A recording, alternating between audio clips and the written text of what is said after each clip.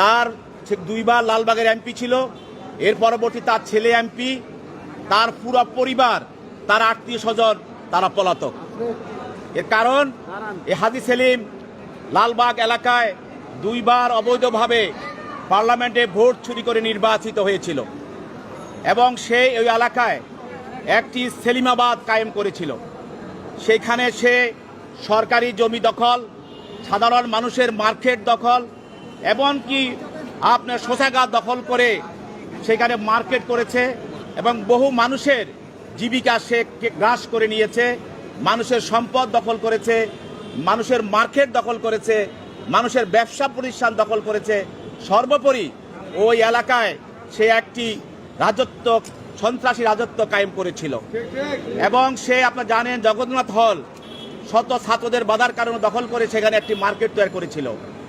এক কথায় বলতে গেলে গত 15 বছর এই লালবাগ এলাকায় এবং অত্র এলাকায় তার সংসদীয় এলাকায় একটি সন্ত্রাসের দখলত্বের রাজত্ব কায়েম করেছিল। আজকে ওই এলাকার মানুষ নিঃশ্বাস ফেলছে এবং একটি সন্ত্রাসীর অবস্থান থেকে মানুষ রেহাই পাচ্ছে। তাই আপনারা জানেন যে ছাত্র এবং জনতার আন্দোলন, কোটা বিরোধী আন্দোলনের সময় আওয়ামী লীগের পক্ষ থেকে তার নেতা কর্মী এবং সাবেক এমপিদেরকে নির্দেশ দেওয়া হয়েছিল যে আন্দোলনকে থামানোর জন্য, এই আন্দোলনকে স্তব্ধ করে দেওয়ার জন্য। সেই হিসাবে হাজী সেলিম এবং তার পুত্র এবং এলাকার যুবলীগ, ছাত্রলীগ সবাই নেতৃত্বে এই ছাত্র জনতার আন্দোলনের উপরে তারা ঝাঁপিয়ে পড়ে। এর পরিপ্রেক্ষিতে গত 18/7/24 তারিখে তাদের সংসদীয় এলাকায়, আজিমপুর সরকারি আবাসিক এলাকায়, আজিমপুর সংসদীয় এলাকায় এক ছাত্র জনতার, এই বৈষম্য বিরোধী ছাত্র জনতার মিছিলে পুলিশ গুলি চালায়। এই গুলিতে আইডিএল কলেজের প্রথম বর্ষের ছাত্র, মেধাবী ছাত্র খালিদ হাসান সাইফুল্লাহ বুকে, পিঠে, মাথায় গুলিবিদ্ধ হয়ে মারা যায়। এই হত্যা মামলায় তার পিতা এই হাজী সেলিম সহ অনেকের বিরুদ্ধে মামলা করে। তার মধ্যে এই মামলায় এজাহার নামীয় আসামি হল হাজী সেলিম, 25 নম্বর এজাহার নামীয় আসামি। এই মামলায় তদন্তকারী কর্মকর্তা এই তদন্তকালে এই আসামির বিরুদ্ধে এই মামলার সঙ্গে জড়িত থাকার সুনির্দিষ্ট অভিযোগ পায় এবং আরও ঘটনা, এই ঘটনার সঙ্গে আরও কারা জড়িত এবং কিভাবে এই সাইফুল্লাহ হত্যা হলো এবং এই পিছনে পরিকল্পনা, সহায়তা এবং ষড়যন্ত্রে কারা জড়িত, এই বিষয়গুলি উদ্ঘাটন করার জন্য তাকে আরও জিজ্ঞাসাবাদ করা প্রয়োজন।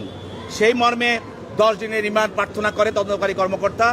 বিজ্ঞ আদালত তদন্তকারী কর্মকর্তার দরখাস্তের গুণাগুণ এবং এজাহারের বিষয়বস্তু গুণাগুণের উপরে ভিত্তি করে তিনি আসামির বিরুদ্ধে 5 দিনের রিমান্ড মঞ্জুর করেন।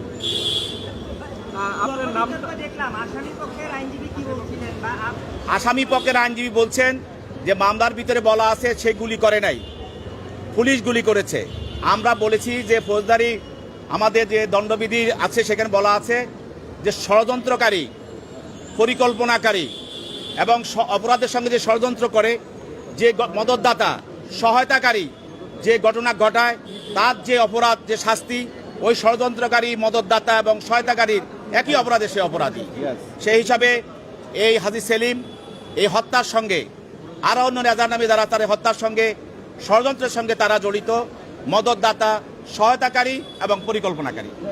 আপনার নামটা একটু বলবেন? আমি ওমর ফারুক ফারুকি, সাবেক সাধারণ সম্পাদক, ঢাকা আইনজীবী সমিতি। এই মামলা আমরা প্রসিকিউশন পক্ষে আমরা কোর্টকে সহায়তা করেছি।